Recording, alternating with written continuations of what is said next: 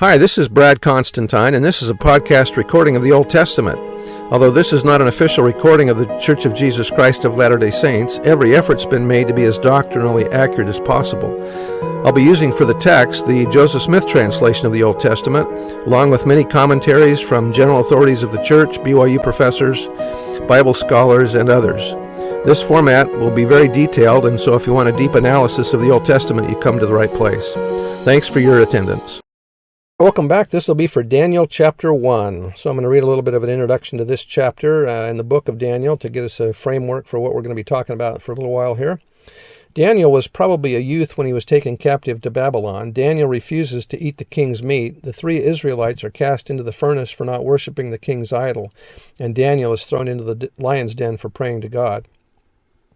Traditionally, it is believed that the book was written by Daniel. There are theories which indicate that there may have been 4 authors, which explain the wide span of time the text covers. However, through modern revelation, the accuracy of its major doctrinal sections is confirmed in sections 65 and 116 and 138. The purpose for the book of Daniel is to teach his people that not only could they live their religion in this alien and spiritually inhospitable land, but they could also find a close relationship with God in doing so. God had not abandoned his people and would therefore continue to be their God even in Babylon. The majority of the book is written in Aramaic, which was the accepted language among the Jews during that era. Daniel was a chief ruler in Babylon and Persia. Most scholars agree that Nebuchadnezzar, as a Babylonian prince, was in command of his father's troops in 605 BC when they soundly defeated the Egyptian forces at Carchemish. This defeat marked the beginning of the end of the Egyptian Empire as a world power and put the known world on notice that it would now have to reckon with Babylon. Nebuchadnezzar pursued the Egyptians southward and dealt them a worse defeat near Hamath in Syria, thus securing Syria and Judea for the expanded Babylonian Empire. As seen in Daniel chapter 1, this drive resulted in the siege of Jerusalem in the 3rd year of the reign of Jehoiakim and in Judah's being made a vassal to Babylon for the next 3 years. At that time, many of the finest vessels of the temple were taken to Babylon as tribute. Selected members of Judah's upper class, which included Daniel, were carried captive to Babylon.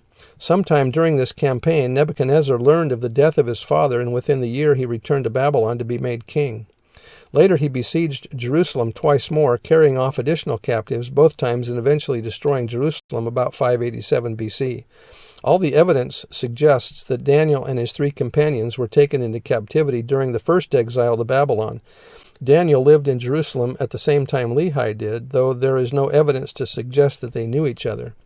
And that was out of the Institute Manual. So it's possible, although not mentioned, that maybe Nephi and Daniel were buddies.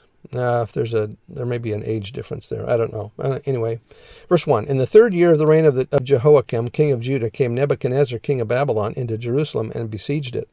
And the Lord gave Jehoiakim, king of Judah, into his hand with part of the vessels of the house of God, which he carried into the land of Shinar to the house of his God, and he brought the vessels into the treasure house of his God.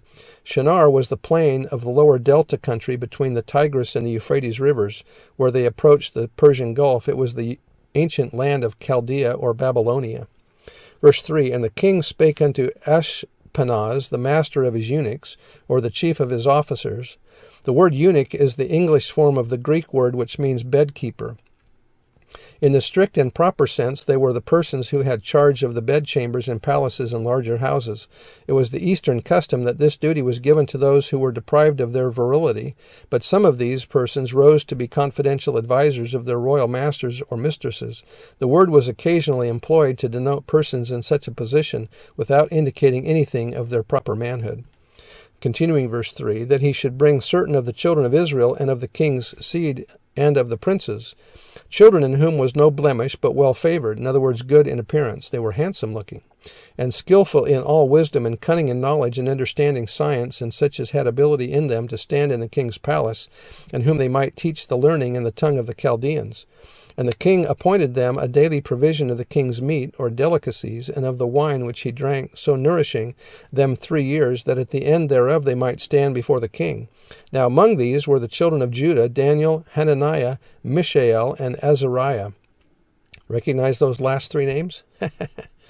Unto whom the prince of the eunuchs gave names, for he gave unto Daniel the name Belteshazzar, and to Hananiah, Shadrach, and to Mishael of Meshach, and to Azariah, Abednego. But Daniel purposed in his heart, or he was committed to the Lord from the very start, that he would not defile himself. So in other words, Daniel made up his mind that he was going to keep the commandments, and he never diverted that. He never left that path. He never left the covenant path.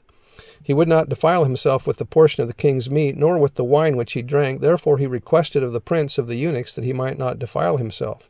What was wrong with the king's meat? Some of the foods may have been on the list of forbidden foods under the law of Moses. Some of the meats of the Babylonians may not have been properly drained of blood, another violation of the law of Moses. The heathens consecrated the food at their feasts by offering up part of the food and drink as sacrifices to their gods. Consuming such food would be participating in the worship of false gods. Also, the food would be considered unclean if prepared by someone considered unclean, such as a heathen, at least to the Jews.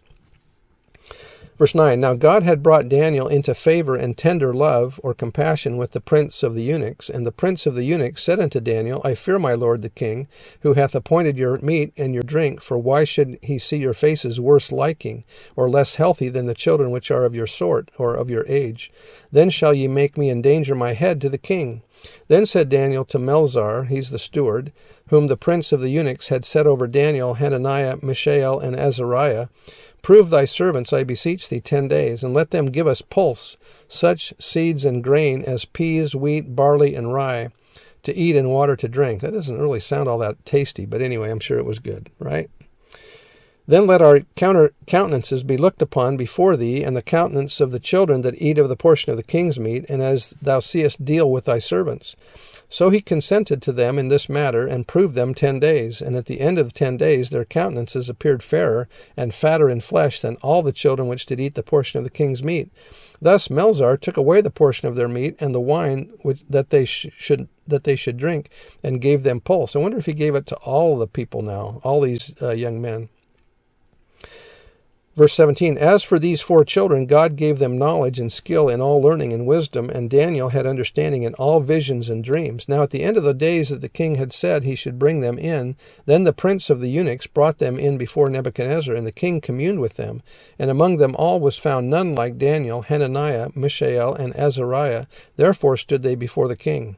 And in all matters of wisdom and understanding that the king inquired of them, he found them 10 times better than all the magicians and astrologers that were in his realm.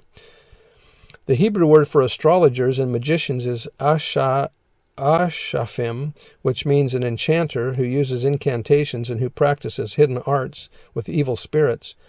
These people were frequently associated with evil spirits. Daniel and his brethren were founded in truth and revelation from God, and were thus of much greater wisdom and understanding than the king's magicians and astrologers. Even though their native abilities were considerable, they were magnified even more by the power of the Spirit in their lives. Verse 21, And Daniel continued even unto the first year of King Cyrus. So he lived to be 80 years old, it's mentioning here. Elder Packer said, I have come to know that a fundamental purpose of the word of wisdom has to do with revelation. From the time you were very little, we teach you to avoid tea, coffee, liquor, tobacco, narcotics, and anything else that disturbs your health. If someone under the influence can hardly listen to plain talk, how can they respond to spiritual promptings that touch their most delicate feelings? As valuable as the word of wisdom is as a law of health, it may be much more valuable to you spiritually than it is physically. Anyway, that's the end of the chapter for Daniel 1. We'll see you next time. Bye.